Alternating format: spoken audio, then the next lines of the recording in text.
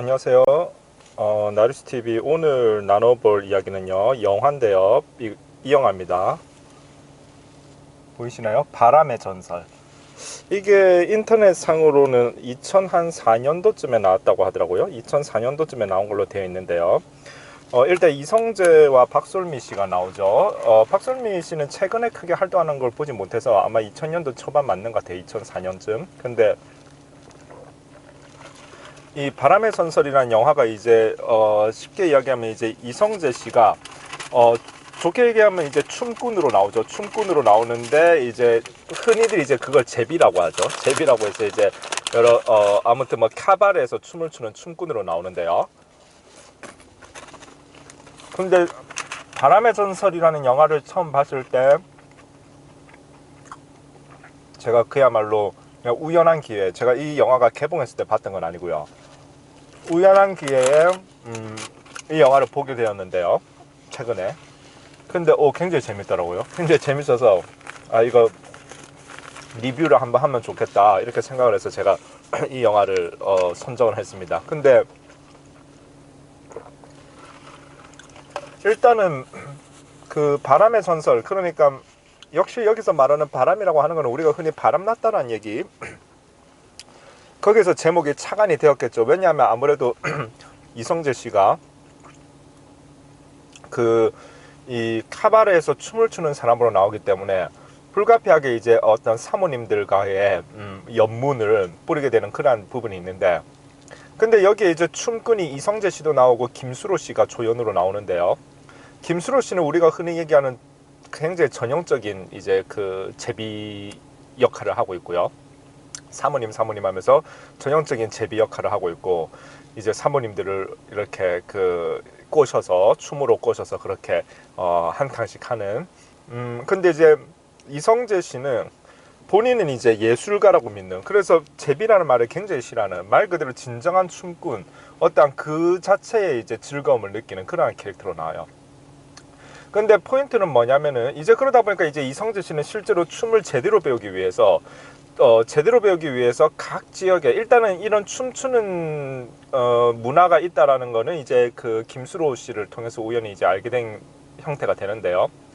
그러나 본질적으로 이제 김수로와 이성재가 다른 점은, 김수로는 말 그대로 사모님을 꼬시기 위해서 이제 그 제비의 어떠한 역할을 하는 거고요. 이성재는 춤 자체를 워낙 좋아해서 말 그대로 전국에 있는 춤을 잘 춘다는 선생님들을 찾아가서 그 사람들한테 춤을 전수받죠. 제대로 왈츠면 왈츠, 또 뭐 자이브면 자이브, 이런 식으로 또 여러 가지 춤의 종류가 있겠죠. 제가 이제 춤 전문가는 아니라서. 그런데 그렇게 전국을 돌아다니면서 춤을 배웠으니까 당연히 이성재는 춤을 엄청 잘 추게 된 케이스가 되는데요. 포인트는 어찌되었건 우리나라에서 지금이야 댄스 스포츠라고 해서 다양한 훨씬 더 건전화된 형태로 사람들이 많이 봐주지만 그때는 그야말로 춤출 수 있는 데가 캐바레밖에 없다 보니까 이제 그런 데 가서 춤을 출 수밖에 없고, 그러니까 이성재는 사실은 춤 자체가 좋아서 이제 춤을 열심히 연습했던 건데, 불가피하게 무대가 그런 곳밖에 없다 보니까 결국 이제 본의 아니게 사모님하고의 연문도 가지게 되고, 그러나 어찌되었건 이성재는 이 춤을 워낙 잘 췄기 때문에 어쨌든 본인의 의지하고는 상관없이 제비들, 흔히 그 분야의 이제 제비들 사이에서 전설적인 인물로 떠오르게 됩니다. 물론 그러나 이성재는 끝까지 자기는 예술을 하는 것이다 라고 고집을 하죠.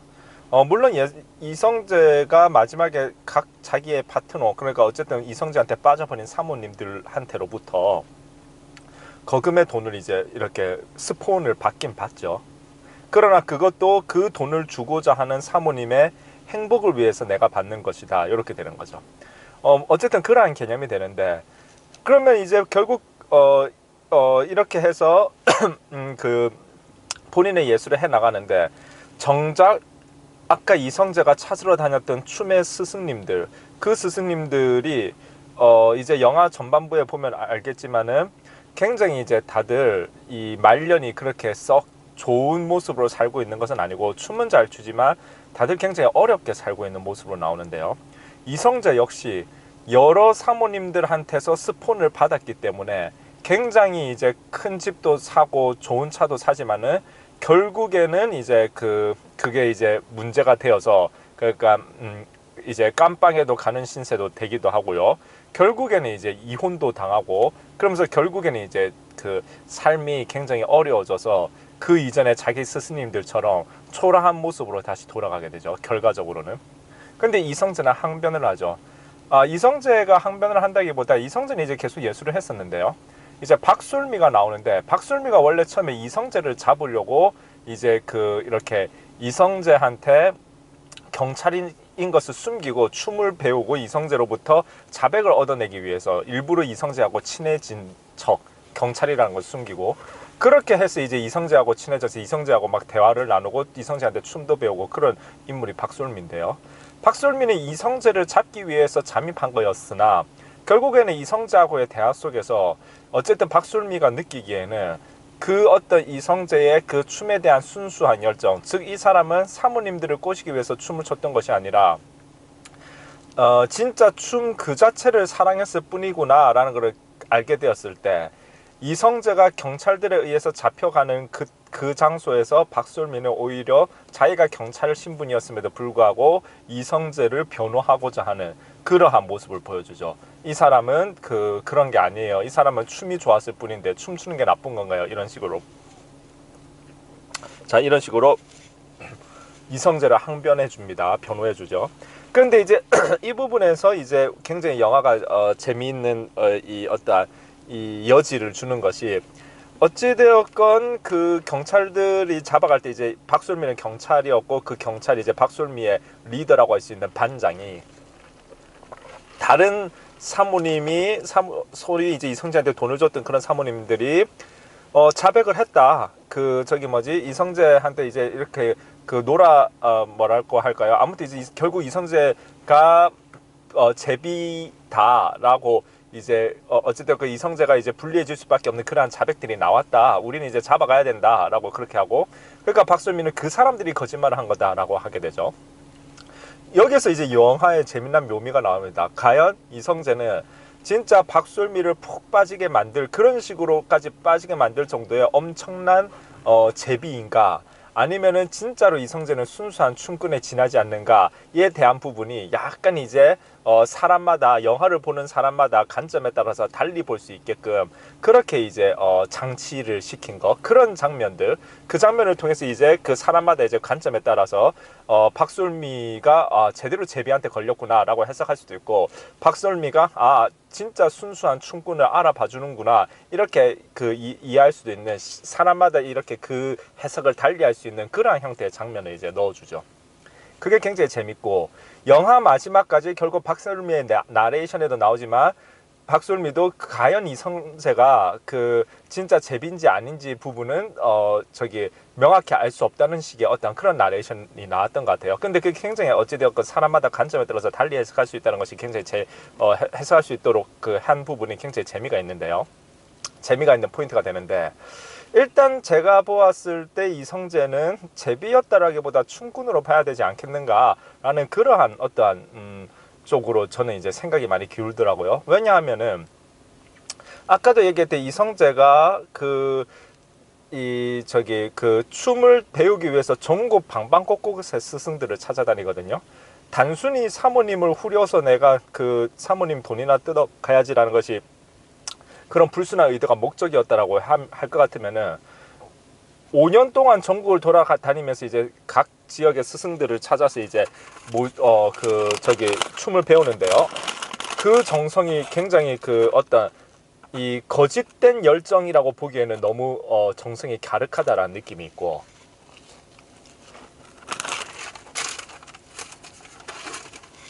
그 다음에 진짜 제비인 김수로가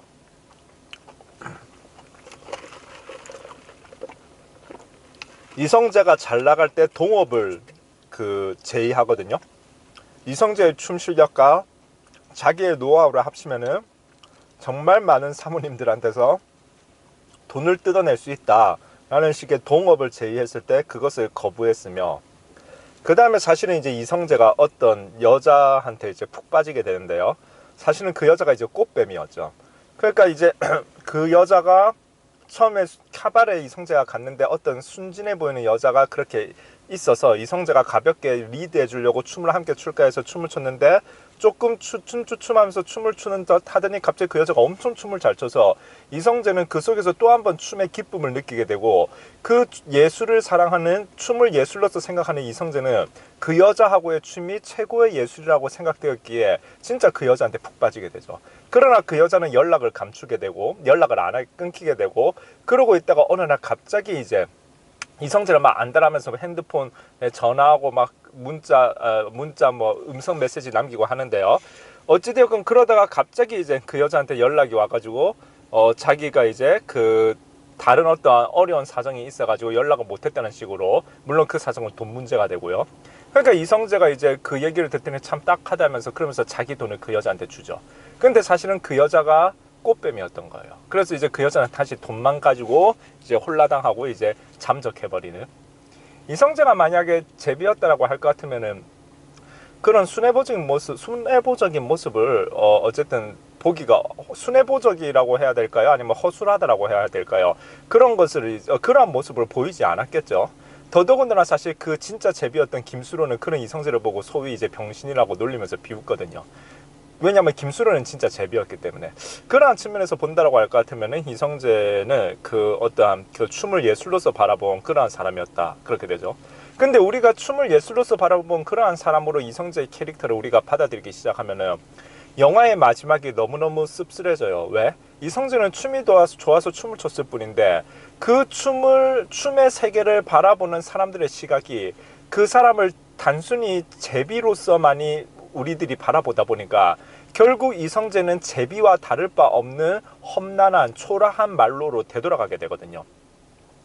그러한 측면에서 본다라고 할 것 같으면 그야말로 박솔미가 이성재를 위해서 변호했던, 춤추는 게 뭐 나쁜 건가요? 춤 좋아하는 게 나쁜 건가요? 라고 하는 항변이 상당히 우리한테도 좀 씁쓸하게 다가올 수 있는 그러한 포인트가 되는 것이죠. 그야말로 이성재는 춤을 좋아했을 뿐인데 춤을 좋아하는 이유가 그 사람의 인생 말로가 초라해지는 그러한 이유가 된다라는 것.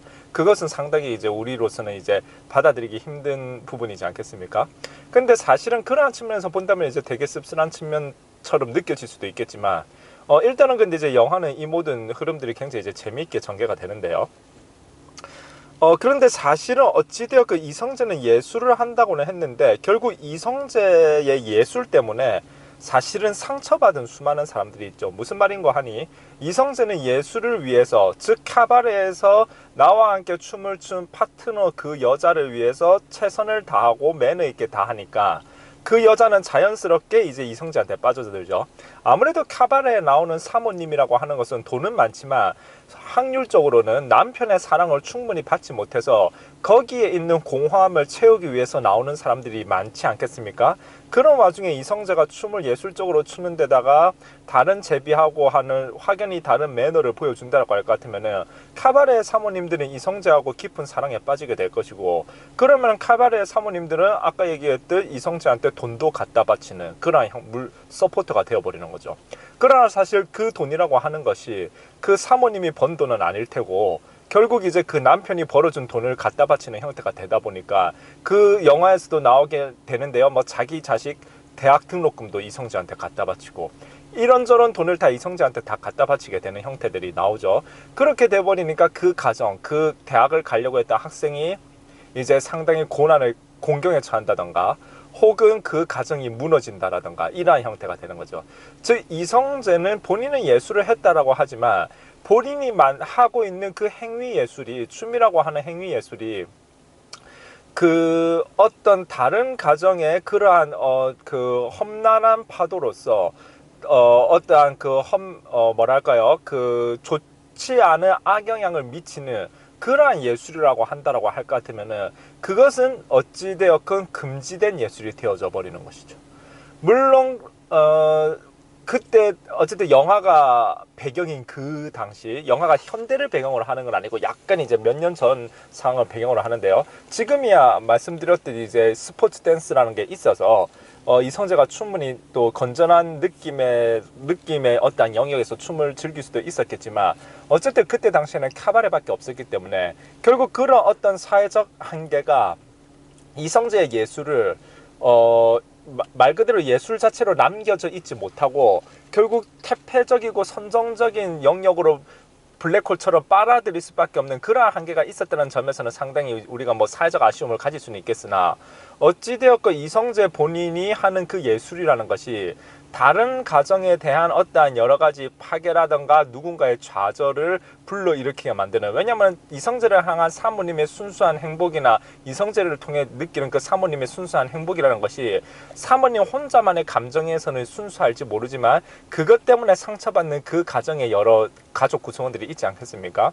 거기에 좋지 않은 영향을 끼쳐왔다는 측면에서 본다라고 할 것 같으면은, 그러면 이성재의 그 어떠한 춤에 대한 어떠한 열정이 결국 이성재를 초라한 말로로 이렇게 격화시켜 버리는, 그야말로 그러한 형태의 결과로 이어진다는 것은 사실은 명약관화한 포인트가 되는 것이죠.